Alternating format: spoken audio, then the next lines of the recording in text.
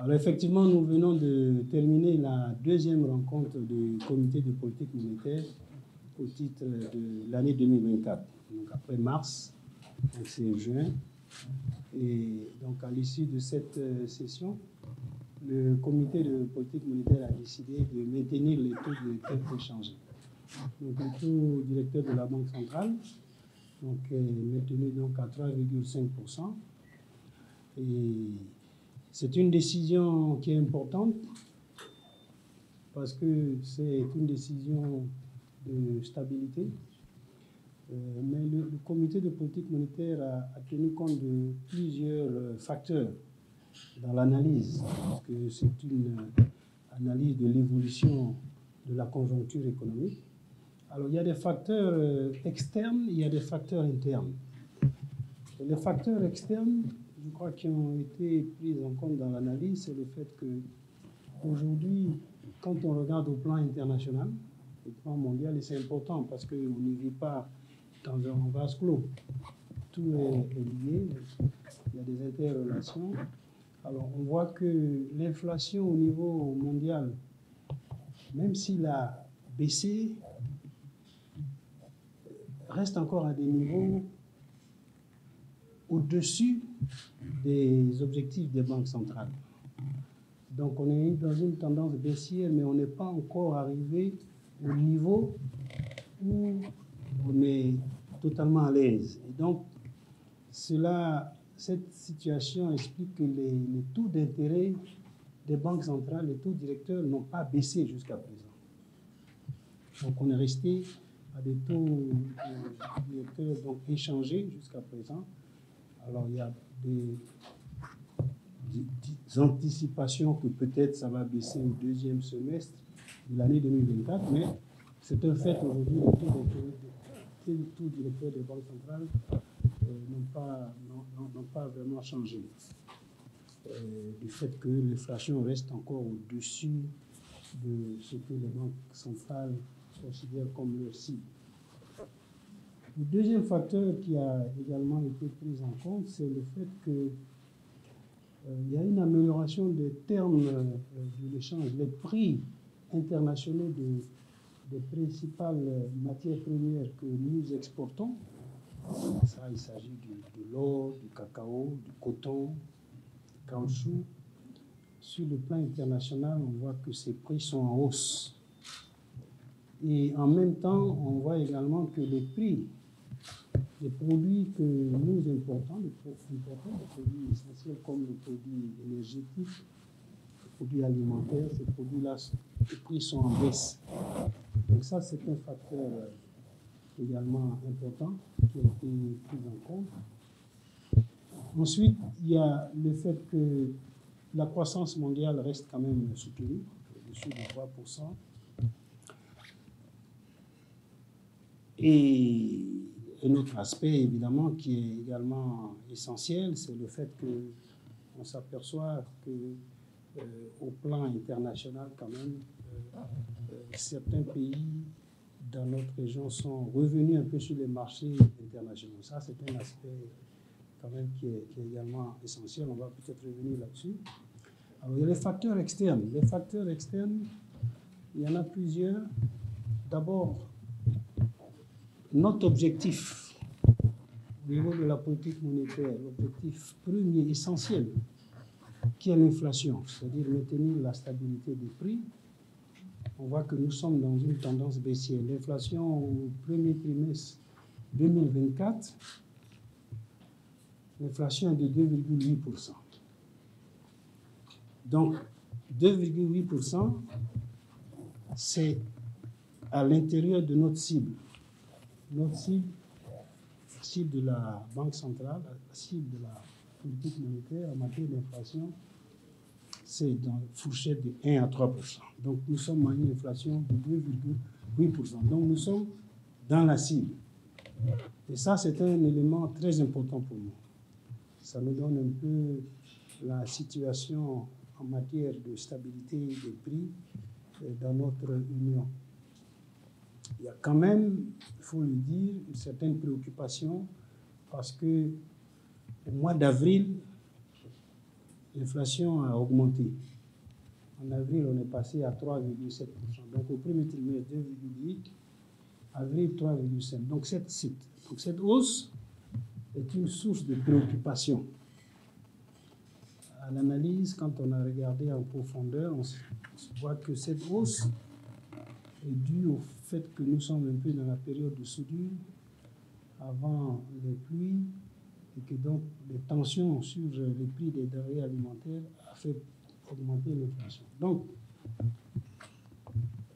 nous sommes en baisse, on est dans la cible, mais nous sommes en baisse donc au trimestre, on est dans la cible, mais sur le dernier mois, le mois d'avril, il y a une légère hausse. Donc on est très attentif, très vigilant. Et ça, c'est un élément essentiel.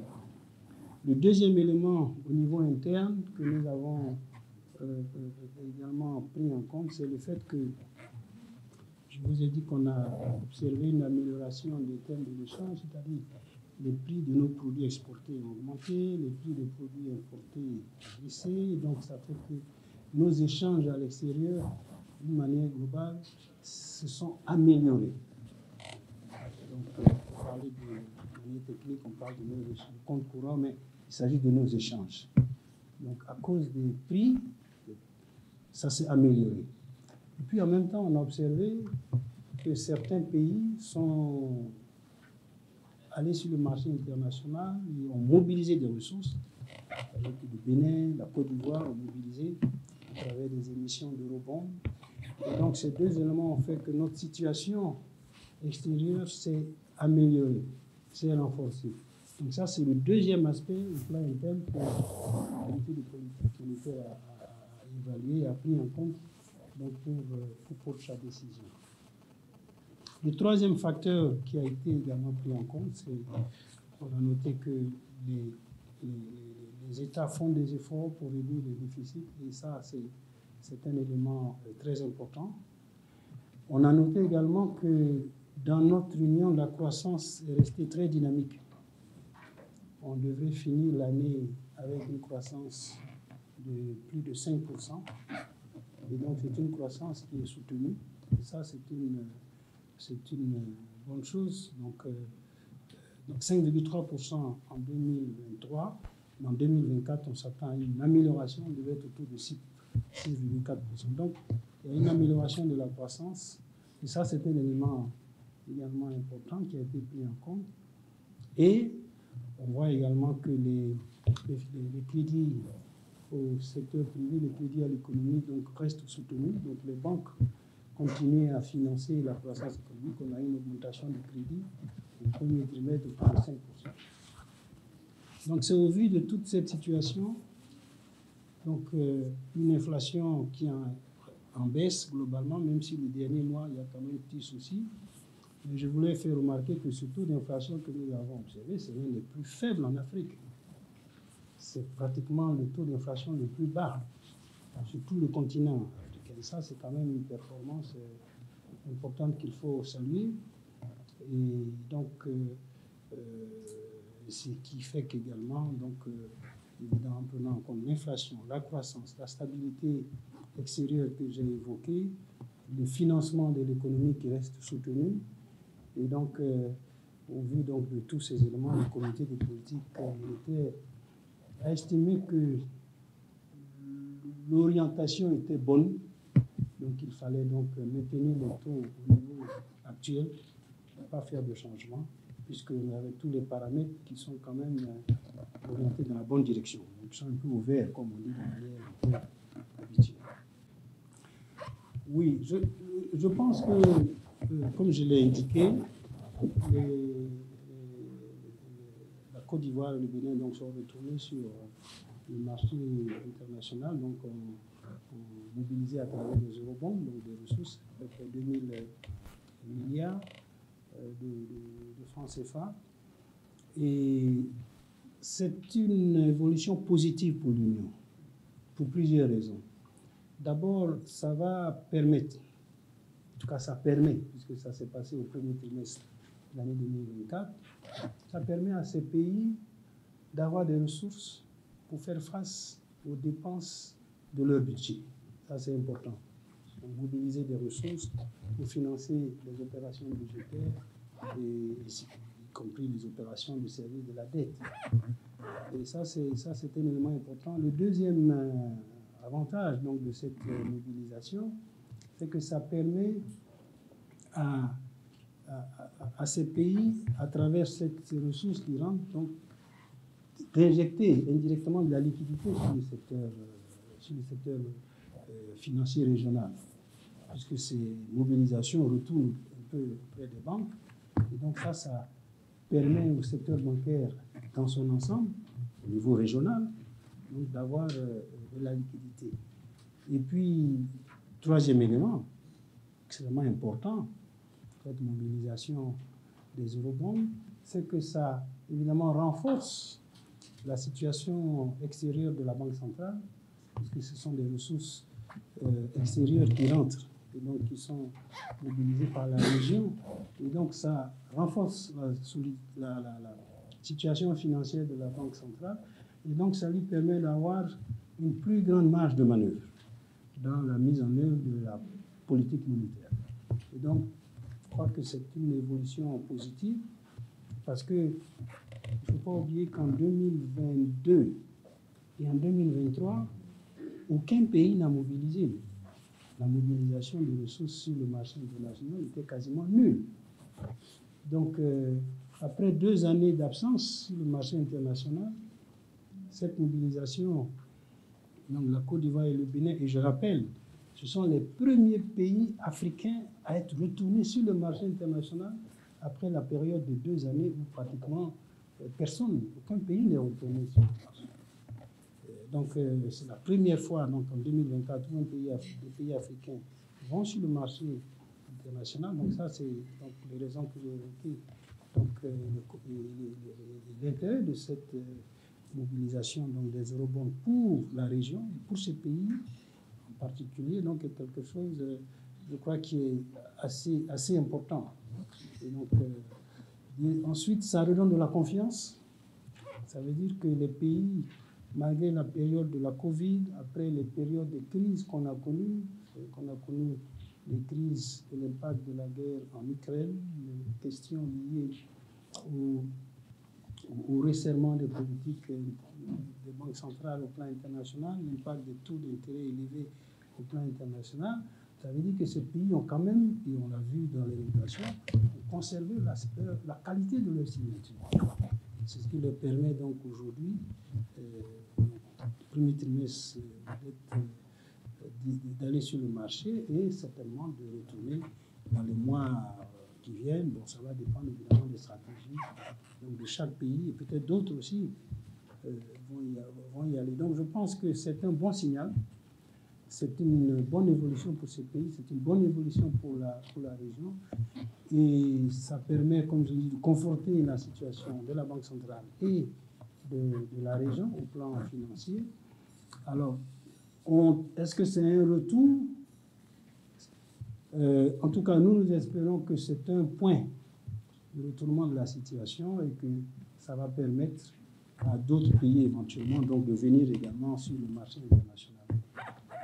Lié à ça, je crois que tout le monde va attendre avec beaucoup d'intérêt ce qui va se passer au niveau international, les décisions des prochaines réunions des comités de politique monétaire des banques centrales d'autres pays pour voir un peu comment le marché va interpréter les décisions qui vont être prises. Je vous ai dit effectivement que... Alors, je vous ai donné les résultats un peu. D'abord, je crois qu'on peut tirer quand même certaines de la décision du comité de politique monétaire, certains éléments essentiels. J'ai dit, en matière de perspective, l'inflation est dans une bonne tendance. Nous avons un taux d'inflation pratiquement, comme je dis, les plus faibles sur le continent. La croissance est restée soutenue, elle est dynamique. Et en 2024, elle devrait encore s'accroître. La situation extérieure est devenue beaucoup plus forte, s'est améliorée. Et il y a des éléments objectifs qui je pense, permet de répondre à votre question, parce que cette croissance, au fond, elle est venue de quoi? Elle est venue du fait que, bien sûr, j'ai parlé de la hausse des prix des matières premières, mais on s'attend à une bonne campagne agricole. Il y a des investissements importants qui sont faits par les États pour maintenir la consommation des populations, notamment à travers les soutiens qui sont apportés par les États sur le prix des produits de grande consommation.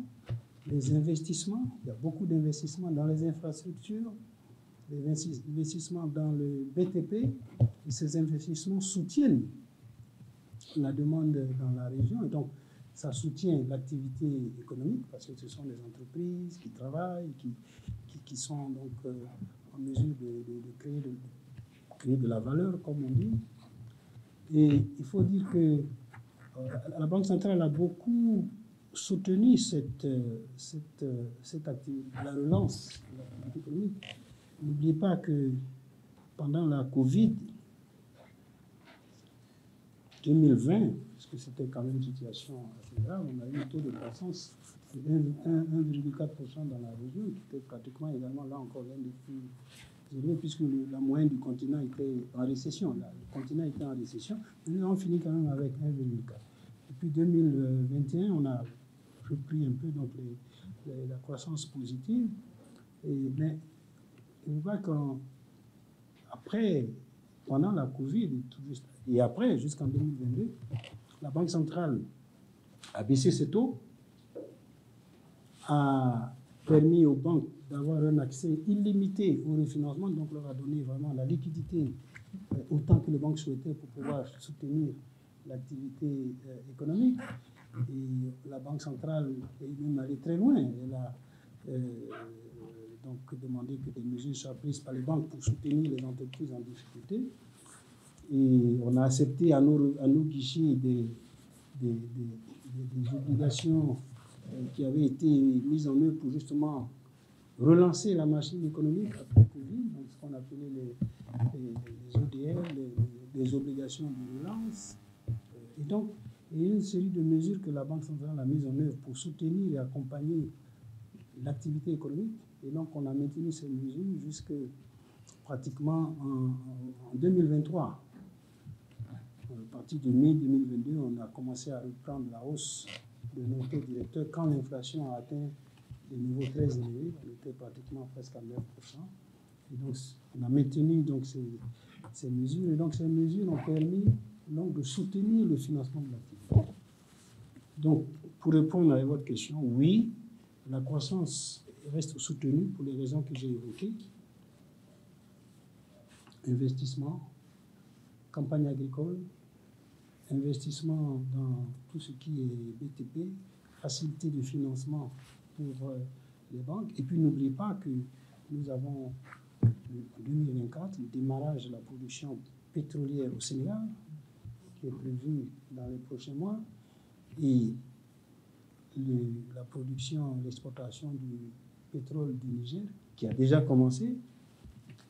Et donc, ces deux éléments donc, vont venir évidemment renforcer l'activité économique. Et donc, je pense que l'activité dans la région UEMOA, en tout cas, est quand même aujourd'hui solidement ancrée et devrait continuer à se renforcer, en tout cas en 2024.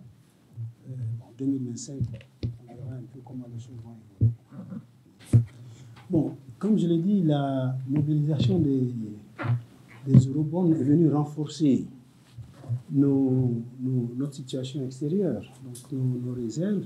Mais il y a eu d'autres facteurs. Je vais parler donc des thèmes de l'échange, la hausse des prix de l'or, du cacao, du coton, du caoutchouc.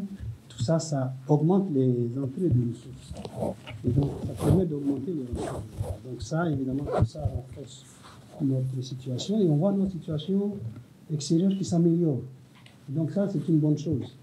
Donc ça s'améliore. Nous pensons, d'après nos analyses, que ça va continuer à s'améliorer avec ce que je vous ai indiqué. C'est certain que quand les exportations de pétrole du Sénégal, du Niger vont venir, en plus s'ajouter aux mobilisations de ressources qui sont faites par tous les pays sur le marché international. Tout ça, évidemment, avec l'augmentation des exportations, tout ça va contribuer à renforcer notre situation extérieure et notre capacité à soutenir le financement des importations en devises. Ça, c'est très important. Et ça, également, pour nous, bon, c'est quand même un signe positif. Parce que si vous voyez bien, si vous regardez bien, nous avons quand même réussi à maintenir la confiance dans le système. Et aujourd'hui, les opérateurs, que ce soit les opérateurs économiques ou les agents, donc, peuvent mobiliser chaque fois que c'est nécessaire les ressources nécessaires pour financer leurs importations. Donc ça c'est... Et les États, pour payer la dette extérieure. Et ça, pour nous, c'est un élément très, très important. Bon, déjà, la production de pétrole au Sénégal n'a pas démarré. On l'attend dans les mois qui arrivent. Bon, on souhaite que ce soit le plus tôt, c'est tout à fait normal. Mais on pense que ça va arriver, puisque le pétrole est là. Mais malgré ça, je vous ai dit, nos réserves, nos situations s'est améliorée. Ouais. Et c'est l'avantage d'être dans une union monétaire. Ouais, dans une union monétaire, c'est la solidarité. Un pays peut ne pas avoir, par exemple, bon, le pétrole n'est pas encore arrivé pour un pays, mais les autres ont contribué, donc ça permet de renforcer la base. Il y a des pays qui ont exporté, que ce soit de l'or, que ce soit du cacao, que ce soit du caoutchouc. Et donc, l'avantage d'une union monétaire, c'est que nous mettons toutes nos réserves ensemble, et que même si un pays a une difficulté particulière aujourd'hui, les autres sont là. Et ça peut changer, donc ça évolue en fonction des situations. Et c'est ça qui fait notre force. C'est ça qui fait notre force, et c'est pour ça que vous voyez que, bon, vous allez voir que, bon, on n'a pas de difficultés, vous n'allez pas entendre qu'il y a un pays qui ne peut pas payer sa dette et tout, parce que nous sommes en union monétaire. Et cette solidarité, c'est le fondement même de notre union monétaire, c'est ça qui fait la force de l'UEMOA.